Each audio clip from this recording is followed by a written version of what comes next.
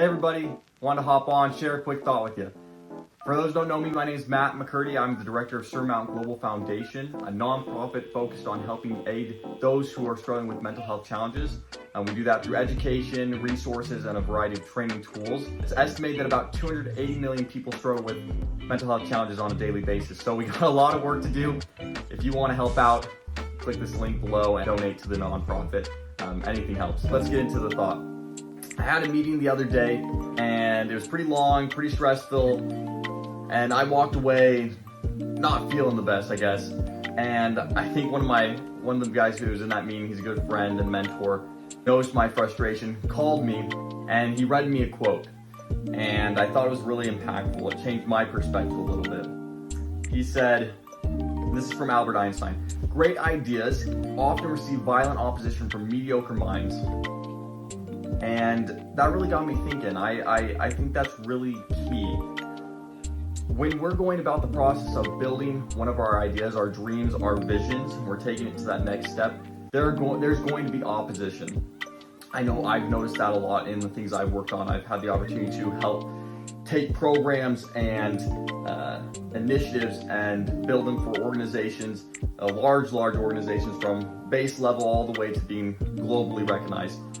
And every step of the way, there was some sort of opposition. And the reason there's opposition is because people are fearful of change. And what you're doing is making change.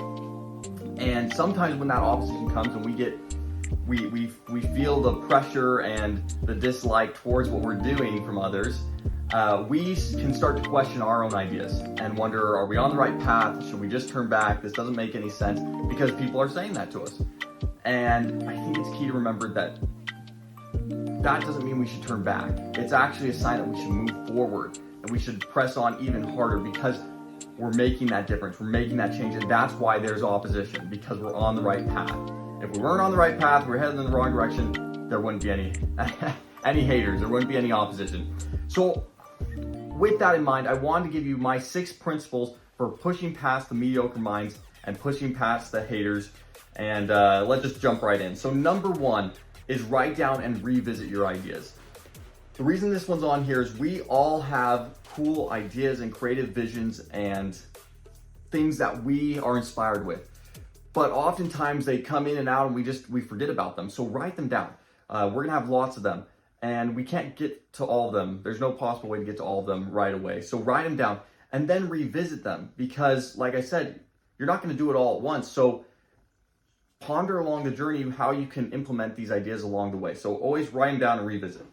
The second one is spend more time on the ideas that make sense and fit right now, and put the other ones on the shelf. Once again, we have all these great ideas coming in, we're writing them down, but sometimes because we have all these ideas, I know I'm guilty of this, we stop ourselves from making progress and moving forward and taking action because we have so many things coming in. And when we do that, we can't move forward on anything. So go through your list, write it down, revisit it, and pick, these are the objectives that I can do right now. This is what I can move forward on reasonably and do successfully, and it makes sense for the plan that I'm working on. And the other ones, put in a little box and come back to them. Down the road, it may make more sense to have them in the plan and as part of what you're doing. So just pull them in as it makes sense. But don't let all these ideas, all these wonderful things you're thinking of, hinder yourself from doing anything. The third one is surround yourself with the why not people rather than the why you cannot people. Let me say it again. Surround yourself with the why not people, not the why you cannot people. What do I mean by this? The why not people are the people that when you share your idea and you're giving birth to the idea, you're coming up with it, they're going, yeah, that's awesome. Why not do that? Let's find ways to make that work. The why can't I people are the ones saying, oh, that wouldn't work, or oh, here's a reason why this wouldn't happen, or this group already does that. They're the why not people. They're finding the holes, they're finding the reasons why you can't make it happen. When you're in that initial phase of building your idea, you don't want all the negativity to get around and kill it. So surround yourself with the why nots, the people who are supportive and will help you see it happen, because that's who's going to help you get to that next step. Down the line, some of those why you cannot people are necessary because they help you see things that you may not see, but in the initial phase, don't let the negativity break it before it even makes it, okay? I have a friend, super great guy. He's always been supportive of my ideas, even when they were terrible ideas. I remember sharing some stuff with him early on where I was like, looking back, I was like, that was the dumbest idea I ever had.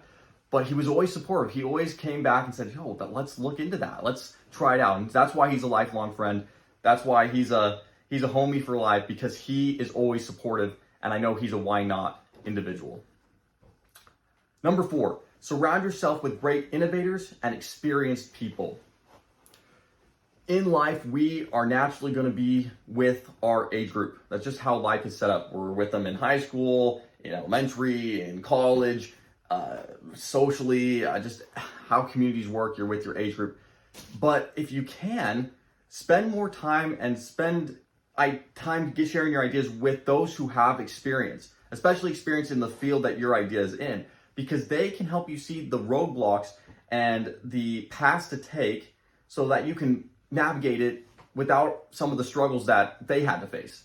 And they can help you find a way to succeed. Not only that, they will build up on your idea because they can see the value of what you're doing, and they can help you make strides where you wouldn't have been able to make them before. So always surround yourself with people who have experience and who have innovation, because they are the ones who are going to champion your cause, see the value of it. They're going to be your initial takers with it. So it's key to have that. All right, and lastly is 5 and 6. I'm going to read them both. 5 is research and study, and 6 is act. We've talked a little bit about acting, but research and study is important. No one is going to be an expert in your idea. No one's going to be expert in your craft. You've got to take the initiative to learn and become the expert. If you're looking for someone else to do it, nobody's going to care about what you care about more than you. No one's going to care about your cause more than you do. So you've got to research, you got to study it, and you've got to make it happen.